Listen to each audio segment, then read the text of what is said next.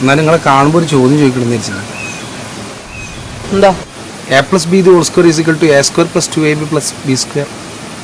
നിങ്ങൾ പഠിപ്പിച്ച അതിന് അല്ല അതിനൊന്നുമില്ല. ഞാൻ ഈ കണക്കിൻ്റെ ജീവിതത്തിൽ എവിടെയാണ് ചേർക്കേണ്ടതെന്ന് അറിയാൻ വേണ്ടിയിട്ടാണ്.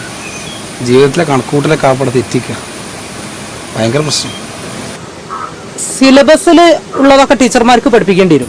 a+b whole square equal to a square plus 2ab plus b square. ഇത് നമ്മൾ വളരെ കോമൺ ആയിട്ട് കേട്ടുള്ള ഇക്വേഷനുകളിൽ ഒന്നാണ്. എന്നാൽ പലപ്പോഴും ആളുകൾ ചോദിക്കാറുണ്ട്, ഇതൊക്കെ പഠിച്ചിട്ട് എന്തിനാ, വെറുതെ എന്തിനാണ് ഇതൊക്കെ പഠിക്കുന്നത് എന്നുള്ളത്. നമ്മൾ വെറുതെയാണ് ഇത്തരം കാര്യങ്ങളൊക്കെ പഠിക്കുന്നത്. നമ്മൾ പല ടെക്നോളജികൾ, നമ്മൾ ഡെയിലി യൂസ് ചെയ്യുന്ന പല ടെക്നോളജികളിലും ഇത് ഉപയോഗിക്കാറുണ്ട് എന്നുള്ളതാണ് യാഥാർത്ഥ്യം. ഒരു എക്സാമ്പിൾ എടുക്കാം നമുക്ക്. നമ്മൾ എന്നും യൂസ് ചെയ്യുന്ന, സ്ഥിരമായിട്ട് നമ്മൾ യൂസ് ചെയ്യാറുള്ള ഒരു ആപ്പാണ് ഗൂഗിൾ മാപ്സ്. എങ്ങനെയാണ് ഡിസ്റ്റൻസുകൾ കാൽക്കുലേറ്റ് ചെയ്യുന്നത്? ഡിസ്റ്റൻസുകൾ അല്ലെങ്കിൽ ദൂരം കാൽക്കുലേറ്റ് ചെയ്യുന്നത് ഈ ഡിസ്റ്റൻസ് ഫോർമുല ഉപയോഗിച്ചിട്ടാണ്. എന്താണത്? √(x2 - x1) whole square plus y2 - y1 whole square എന്നുള്ളതാണ്. സോ ലൈക്ക് അവിടെയൊക്കെ എന്ത് ചെയ്യുന്നുണ്ട്, ഇത്തരം എക്സ്പാൻഷൻസ് വരുന്നുണ്ട്.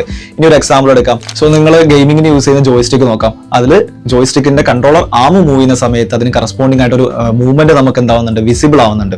കൺട്രോളർ ആം എത്രത്തോളം മൂവ് ചെയ്ത് എന്നുള്ളത് ഡിസൈഡ് ചെയ്യുന്നത് എന്ത് ബേസ് ചെയ്തിട്ടാണ്? ഡിസ്റ്റൻസ് ഫോർമുലകൾ ബേസ് ചെയ്തിട്ടാണ്. സോ നമ്മൾ ഡെയിലി യൂസ് ചെയ്യുന്ന പല ടെക്നോളജികളിലും ഇതോ അല്ലെങ്കിൽ ഇതിന്റെ മറ്റൊരു വേർഷൻ ഉപയോഗിക്കാറുണ്ട് എന്നുള്ളതാണ് യാഥാർത്ഥ്യം. സോ അതുപോലെ തന്നെ face recognition, credit card encryption പോലുള്ള കാര്യങ്ങളും ഇത് യൂസ് ചെയ്യാറുണ്ട്.